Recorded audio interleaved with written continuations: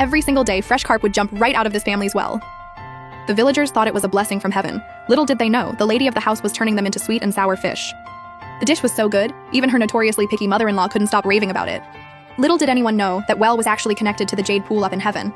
One day, a little carp accidentally fell into the mortal world, and before it could escape, it ended up at a fish stall. With the fishmonger's knife inches away, the little carp started crying.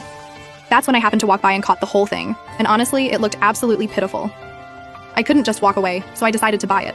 But the fishmonger could tell I wasn't leaving without it, and jacked the price from 10 coins all the way up to 100. I barely had any cash on me, so I had to pawn him one of my earrings, worth way more than 100 coins, just to get the fish out of there. I released it into a nearby river and watched it swim away. And weirdly, I felt something I couldn't quite explain. That night I had a dream. Your life will be filled with peace and good fortune. And sure enough, my husband and I lived a wonderful life, wealthy, surrounded by kids and grandkids. But on my 60th birthday, that carp showed up in my dreams again. A great trial is coming for you. I thought, I'm already 60. What's the worst that could happen at this point? All the way up until the day before I passed away peacefully, that great trial never came. I figured the carp was just messing with me. So imagine my shock when I opened my eyes.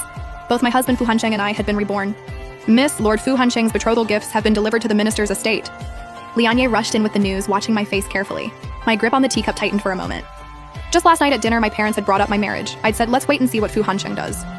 I thought about how in our past life we were the picture-perfect couple everyone envied, and just like that, reality slapped me in the face. Lianya was worried about me and quietly said, Miss, are you okay? I set the teacup down. Surprisingly, I felt completely calm, almost relieved. A servant came to report that Fu Hansheng had arrived. I nodded and let him in. The moment we saw each other, we both knew. The other had been reborn too. You can't fake that look. Sorry, in our past life, I treated you right. This time around, I want to live differently. I nodded, same as always, never one to push back against him. Fu Hansheng was clearly pleased. His smile grew wider. You know Bai Yurong won't make it past 20. Once she's gone, I'll come back for you. My head snapped up. I couldn't hold it together anymore. You want me to wait 5 years to be your second wife? And if she doesn't die, you'll make me an equal wife. An equal wife is just a concubine. I looked down. My heart, which had been so still, finally rippled. We spent an entire lifetime together, and I still didn't truly know him. Fu Hansheng's voice turned cold. She's fragile. Why can't you just be understanding? You know she died from heartbreak in her past life. If I'd married her sooner, maybe she would have been okay. I laughed softly. I was done arguing. Fu Hansheng sighed and softened his tone. Don't worry. The wedding banquet will be just as grand. And you know my status will only be higher in 5 years. He left, back straight, every step radiating confidence. Lianye was losing it beside me. Miss, how could you agree? Who does Bai Yurong think she is? You're not about to go be anyone's concubine. I smiled and tapped her on the forehead. I don't want Fu Hansheng anymore. Bai Yurong can have him. I'd actually run into Bai Yurong at the jewelry shop yesterday. After a whole lifetime apart, she looked prettier. Too bad what came out of her mouth wasn't. Sister Qingwu, I heard you've been waiting for Lord Fu Hansheng to propose. Too bad he came to me instead. The gifts are sent. The date is set. I'm afraid you're going to be very disappointed. When did I ever say I was waiting for him? Is this how the Bai family raises their kids, spreading rumors and trashing someone's reputation? You want to take this to court? Bai Yurong went pale and ran crying straight to Fu Hansheng's side. He had just walked in, had no clue what happened, and immediately turned cold. Shen Qingwu, why do you always have to make her life difficult? Don't blame her. She's hurting inside too, I get it. Before I could even respond, Bai Yurong jumped in. Fu Hansheng scoffed. If you don't like it, go find someone else. Yurong is delicate. Stop causing a scene. If I ever catch you bullying her again, you won't get off easy.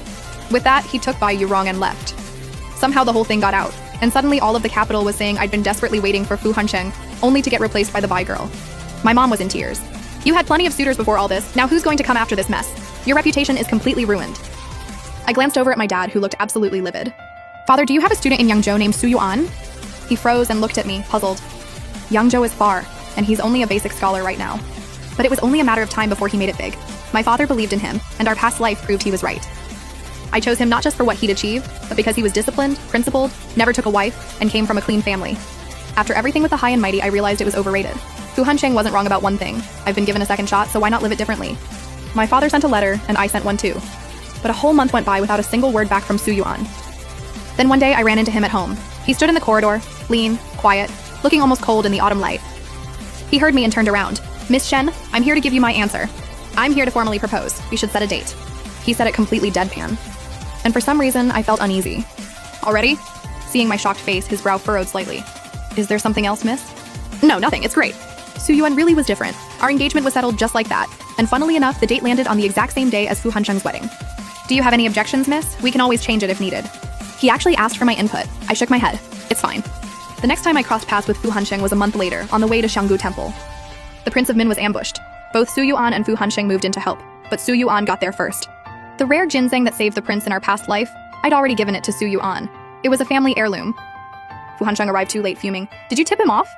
We just happened to be going to the temple to pray. Anyone can go. Especially now that Su Yuan and I are engaged, of course I'd want to pray for good luck. He's your father's student, the one who became governor of Yangzhou in our past life. Impressive that he even remembered. Just a governor, he said. Nowhere near your level. You're the daughter of second-rank Minister Shen Qingwu. Don't tell me you actually picked him as your husband. Su Yuan had asked to keep our engagement quiet until after next year's imperial exams, so Fu Hansheng still had no idea. What's this?